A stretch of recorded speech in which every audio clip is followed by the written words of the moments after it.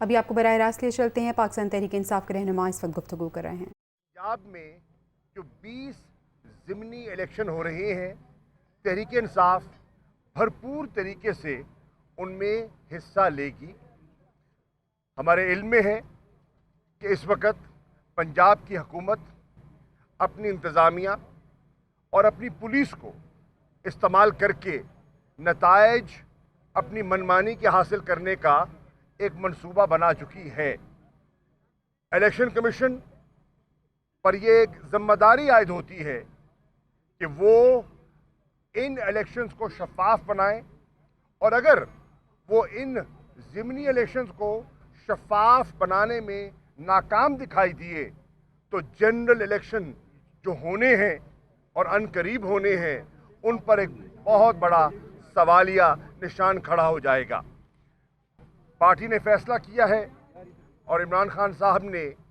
جو اپلیکیشنز آئی ہیں ان کے فیصلے کے لیے ان کی سربراہی میں کل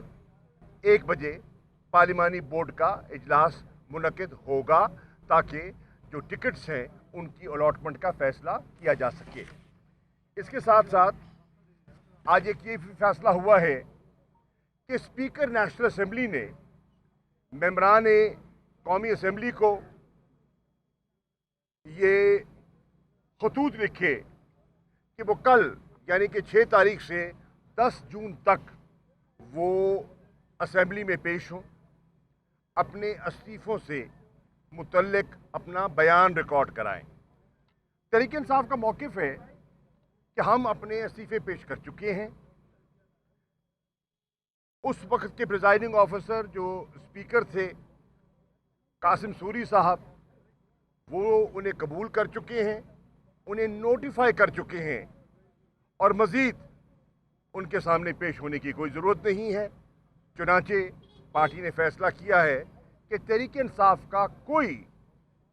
ایم این اے اسپیکر راجہ پرویز اشرف کے سامنے پیش نہیں ہوگا۔ نمبر 3، رانا ثناء اللہ کے بیانات آپ کی نظر سے گزرے ہوں گے، اور وہ دھمکیاں اور وہ غیر سیاسی گفتگو پوری قوم نے سنی ہے، اور ایک اضطراب کی کیفیت بھی ہے۔ وہ کہہ رہے ہیں کہ وہ ملک کے سابق وزیر اعظم اور ملک کی سب سے مقبول جماعت کے سربراہ کو گرفتار کرنے کا ارادہ رکھتے ہیں۔ تحریک انصاف کی کور کمیٹی سمجھتی ہے اس سے بڑی سیاسی حماقت ہو نہیں سکتی، اور اگر حکومت کا یہ ارادہ ہے اور اگر وزیر داخلہ کے یہ ارادے ہیں تو تحریک انصاف کی کور کمیٹی یہ باور کرانا چاہتی ہے کہ اس کا ایک شدید رد عمل آئے گا، اور اگر کسی کو خیال ہے کہ خاموشی سے قوم یا تحریک انصاف کی تنظیم یا کارکنان اسے برداشت کریں گے تو وہ غلط فہمی میں ہے۔ ایک طرف کر دیں بچے کو یار، ایک طرف کر دیں، تو یہ غلط فہمی میں ہے۔ تحریک انصاف کی کور کمیٹی نے یہ فیصلہ کیا ہے کہ ہمارے کارکنان جو آج کور کمیٹی کی آواز سن رہے ہیں انہیں اطلاع دی جا رہی ہے کہ اگر میڈیا کے ذریعے یا ان کو اطلاعات سوشل میڈیا کے ذریعے ملے کہ ایسی حرکت یہ امپورٹڈ حکومت، مسلط کردہ حکومت کرنے کا ارادہ رکھتی ہے، تو آپ نے اپنا رد عمل فی الفور دینا ہے۔ آپ کو کوئی میسج کی ضرورت نہیں ہے، آپ کو کوئی واٹس ایپ نہیں آئے گا، اور آپ کو کوئی ٹیلی فون نہیں آئے گا۔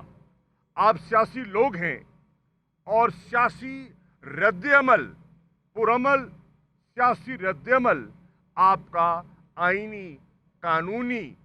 سیاسی استحقاق ہے۔ چنانچہ آپ ابھی سے اس کے لیے منصوبہ بندی، صف بندی کر لیجئے، تاکہ اگر ایسی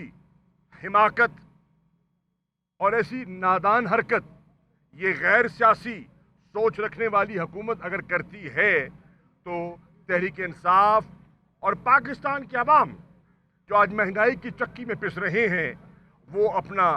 माफी ज़मीर वाज़े तौर पर बयान कर सके। इसके साथ कोर कमेटी ने मुल्क की जो माशी सूरत हाल है उसका जायजा लिया और माशी सूरत हाल के बारे में एक तशवीश की लहर है जो पूरे मुल्क में इस वक्त दिखाई दे रही है। 60 रुपए फी लीटर तेल की कीमत में इजाफा, डीजल की कीमत में इजाफा, केरोसिन ऑयल की कीमत में इजाफा, तकरीबन 8 रुपए फी यूनिट बिजली के टैरिफ में इजाफा और 1 जुलाई से ये नवीद सुना दी गई है कि 45% गैस की कीमतों में भी इजाफा किया जाएगा।